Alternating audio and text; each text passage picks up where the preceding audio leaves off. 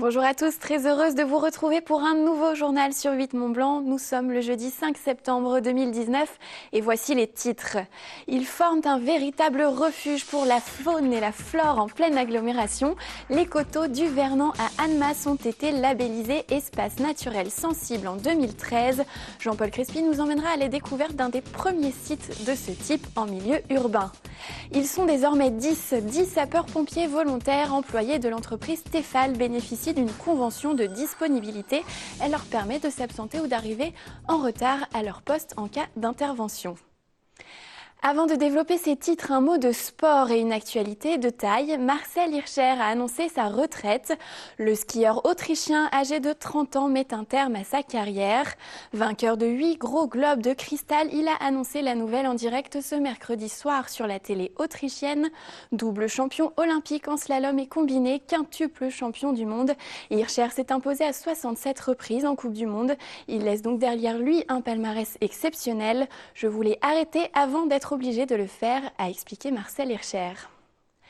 Ce n'est pas une retraite mais un retrait. Guillaume Giboin quitte sa fonction de référent du parti La République En Marche en Haute-Savoie, un poste qu'il occupait depuis plus de 3 ans. Sa décision de démissionner intervient alors que Frédéric Lardet, candidate à la mairie d'Annecy, n'a toujours pas reçu l'investiture officielle du parti présidentiel. Le conseiller régional regrette ce contretemps et il l'explique au micro de Sébastien Germain.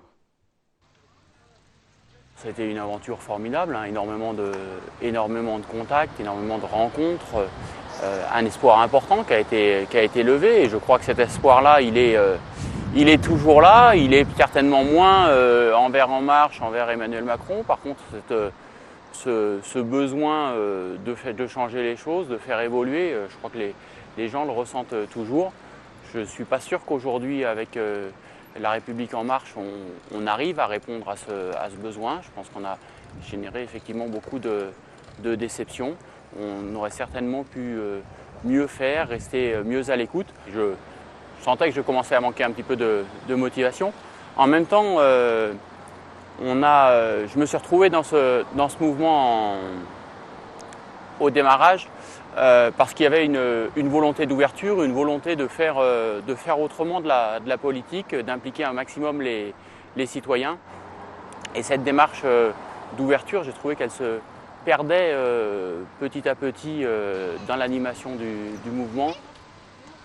C'est un coin de verdure en pleine ville. Le parc du Vernon à Annemasse est classé espace naturel sensible urbain.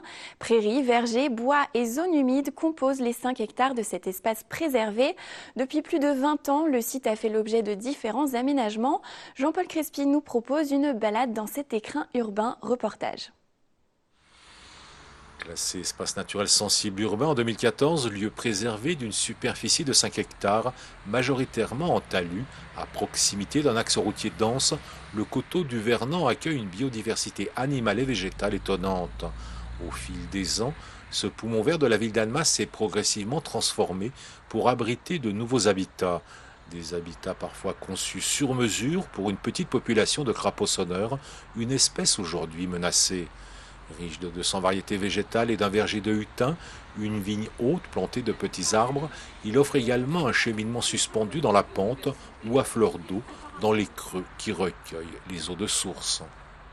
C'est une protection, une préservation d'un espace qui est important pour une agglo, pour une ville comme Annemasse, en tant que poumon vert, une partie de poumon vert de la ville. L'enjeu, c'est de sauvegarder la biodiversité, de la favoriser, de gérer son aménagement, son entretien, tout en faisant que le public puisse en participer, puisse en disposer. Au bord de l'Arve, ce talus urbain d'exception a fait l'objet d'acquisitions foncières par la commune d'Annemasse pendant une vingtaine d'années. En 1998, un premier aménagement a été effectué pour créer un premier réseau éco-urbain. Des nichoirs et du mobilier vivant créés spécifiquement pour cet espace sont venus aujourd'hui enrichir le site et améliorer la pédagogie de la démarche environnementale engagée depuis plusieurs années. C'est à la fois surprenant mais à la fois très intéressant, justement par rapport au fait qu'on peut associer une ville très dense à des espaces préservés, donc des espaces naturels préservés. Avec sa prairie fleurie, ses vergers, son bois et sa zone humide, le jardin naturel du Vernant, labellisé Refuge LPO, est un site singulier. Lieu de toutes les réflexions, il offre désormais des pistes de réflexion salutaires pour une gestion raisonnée des espaces naturels sensibles en milieu urbain.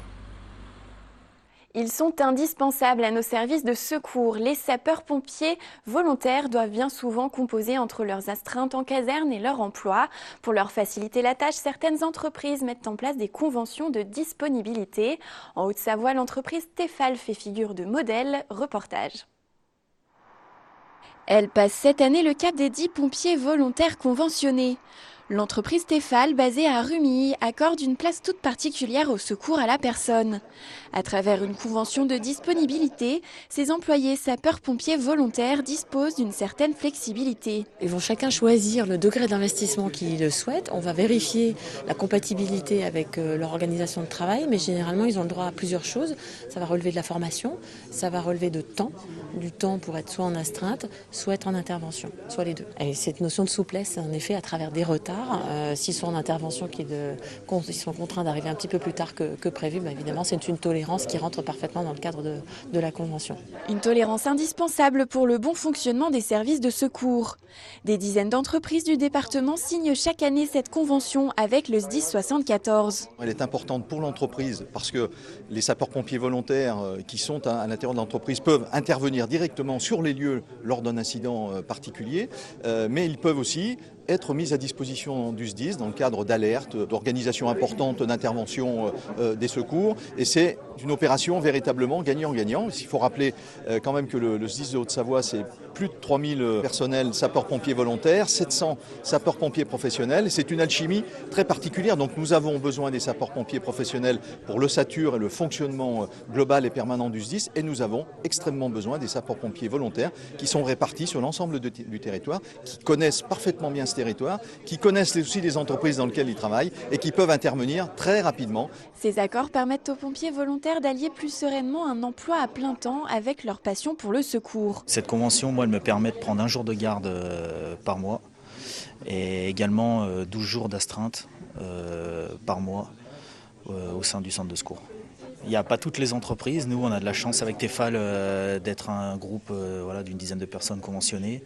Donc c'est une chance qu'on a au sein de l'entreprise. Tefal s'est engagé depuis 1998. Donc quand je suis rentré en 2003, il y avait déjà une convention et tout de suite Tefal savait que j'étais pompier volontaire, m'avait proposé de faire cette convention-là. Donc c'est même l'entreprise qui est moteur, c'est même pas aux pompiers volontaires de faire une démarche, de vouloir cette convention. C'est vraiment l'entreprise qui veut un maillage dans son secteur. 322 pompiers volontaires bénéficient de cette convention de disponibilité en Haute-Savoie. 140 employeurs des secteurs privés et publics participent à ce dispositif. Une note festive pour terminer ce journal. La 542e foire de crête de Thonon-les-Bains a débuté ce jeudi. Créée en 1477, il s'agit de l'une des plus anciennes foires de France. On y trouve de tout, mais depuis 3 ans, les animaux ont fait leur réapparition avec un concours agricole. Habitués ou petits nouveaux, tous les professionnels attendent le rendez-vous avec impatience. Je vous propose d'en écouter quelques-uns au micro d'Emmanuel Jaude. Elle est plus qu'unique, effectivement, puisqu'elle rapproche les petits artisans, les commerces aux alentours. Et ça se joue toujours dans la joie et la bonne humeur. On peut voir autour de nous que les gens, malgré la pluie, sont là et qu'on va passer une agréable journée. Alors, c'est encore un petit peu calme. Nous, on a un stand où on boit avec modération, évidemment. Et on espère bien que ce soir, ça va aller de mieux en mieux. C'est le fait qu'il y ait des bêtes, déjà. Parce que c'est vrai que par chez nous en Savoie, il n'y a plus beaucoup de bêtes sur les foires. Donc en fait, les seules bêtes qu'on va trouver, c'est souvent les volailles. Voilà. Et puis c'est le monde, surtout aussi, le monde qui est attiré par justement les bêtes et puis l'ambiance qu'on trouve sur la foire. Le but, c'est de se faire connaître un petit peu sur Thonon. On n'est pas très loin, mais c'est vrai que c'est un secteur qui n'était pas forcément très représenté par notre vin, par notre domaine, quoi. On fait plutôt des animations sur place.